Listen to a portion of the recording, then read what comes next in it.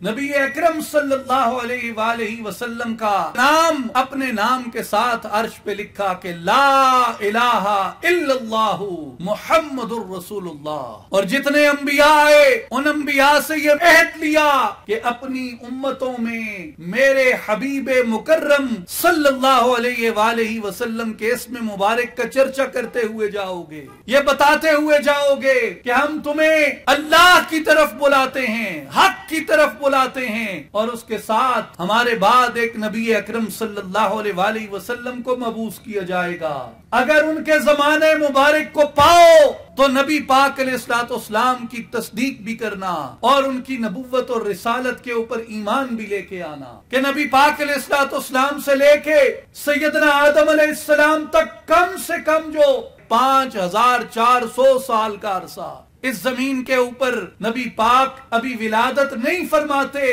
कि 5500 बरस तक अंबिया उस नबी का चर्चा करते रहे।